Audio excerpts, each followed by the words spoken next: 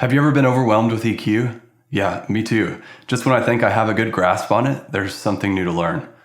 But turns out there's actually a few simple EQ techniques that can really improve your sound without having to become an EQ master. This video is brought to you by Behringer X32 Mastery, the fastest way for church sound techs to master the X32. And with a team license, you can enroll unlimited team members now and in the future. Finally, everyone will be on the same page. Visit x32.church or click the link in the description to learn more. First up is the EQ golden rule. When you're looking to get more clarity out of a vocal, your first inclination might be to boost high frequencies, but don't do it. Instead, let your first thought always be, what frequency range can I cut to solve this problem? For example, to get more clarity from a vocal, you need to remove the muddiness or cut low frequencies, not boost the high frequencies. The same principle is true if you need to get more warmth from a vocal or instrument. Cut high frequencies instead of boosting low frequencies. So, the EQ golden rule is simply this: cut frequencies before you boost. Of course, there are times when boosting is the answer to your EQ problem, but when it comes to live sound, they're far and few between. Now, one of the most important things I can tell you about EQ is to keep things super simple. Just because you have 4 filters available for each channel does not mean that you should use all of them.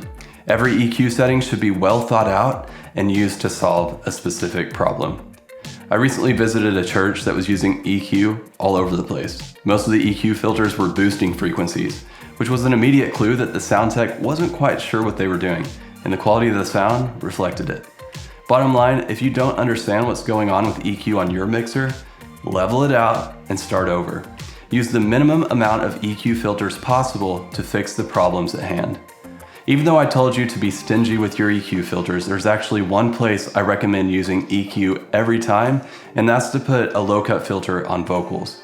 You see, if a vocalist is singing into a mic like they should, with the microphone no more than an inch from their mouth, you will get a nice full sound.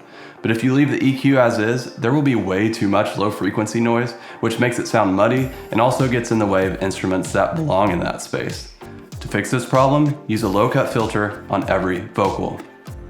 On an analog mixer, simply engage the button that looks like a square root symbol with a number enclosed, usually 100. This button is usually by the gain knob. And on a digital mixer, activate the low-cut filter and set the frequency to around 120 Hz.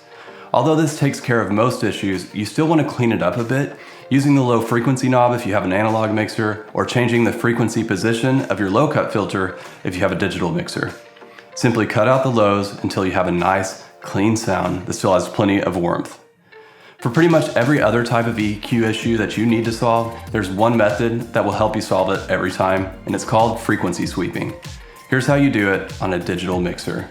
First, activate a peaking filter and set the gain to plus 12 dB and the Q to around 4. Use the frequency knob to slowly sweep through the full frequency spectrum until the problem area really stands out. Now that you've found the annoying frequency range, go ahead and cut it until you achieve the desired sound.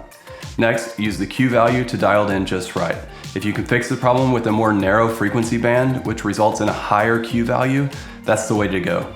But don't be afraid to widen it out and use a lower Q value if needed.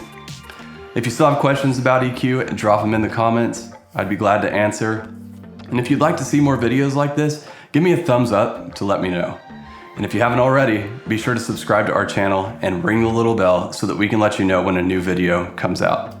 I'll see you next time.